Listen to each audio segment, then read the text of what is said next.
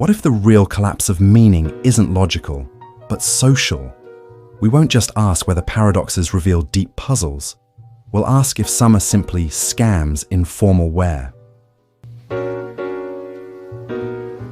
Title: When Semantics Gets Rigged, Why Meaning Collapses Like Markets. Come with me on another industrial-grade burst of insight. Yes, machine grade. Not because it's automatic, but because the scale is absurd. Okay, maybe I'm a little too affectionate toward the metaphor of machines. I know this might feel like a strange mix.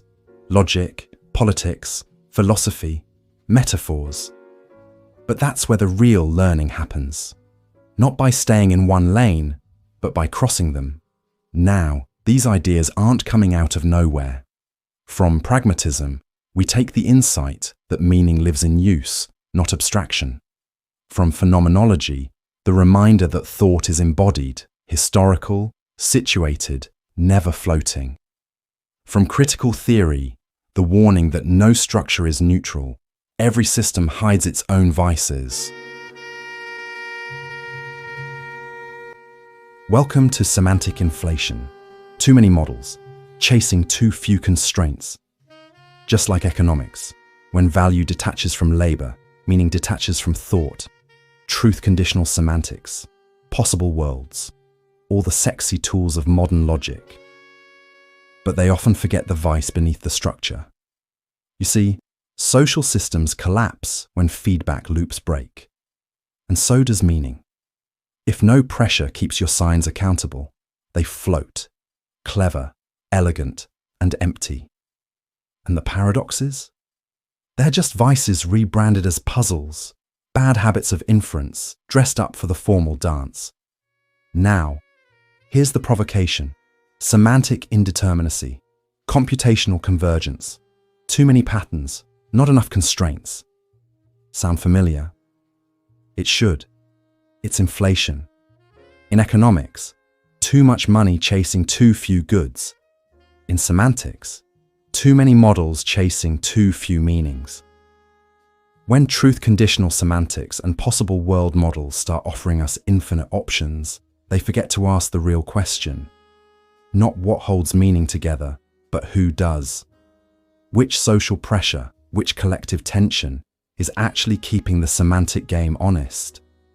Because, just like in society, meaning isn't just a matter of logic, it's a matter of trust, of constraints, of rules not being gamed.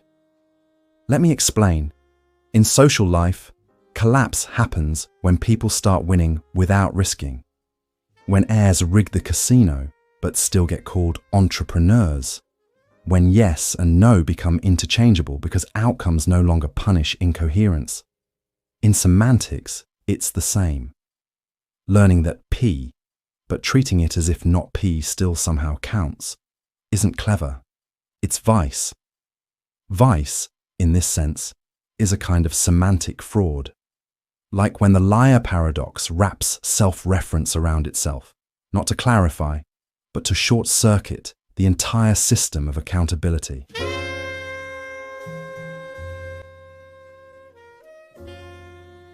It's the semantic equivalent of insider trading, using the system's own structure to evade its norms. You see, when logic is divorced from its social ground, from people, from consequences, from the world that pushes back, it becomes a playground for bad actors. Not evil ones, just clever ones. The ones who smile while everything unravels, just like an economy spirals when nobody loses and everyone thinks they've won. Meaning collapses when learning systems don't care what the words are for, only that they match patterns. And what follows? Paradoxes, of course. Retrospectively labelled as dumb mistakes by logicians who arrived late to the party. But they weren't mistakes.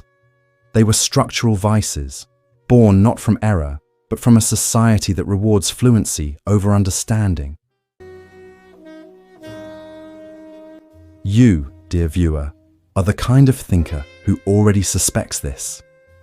Even after a long day of work, your mind still spins toward meaning. So come along.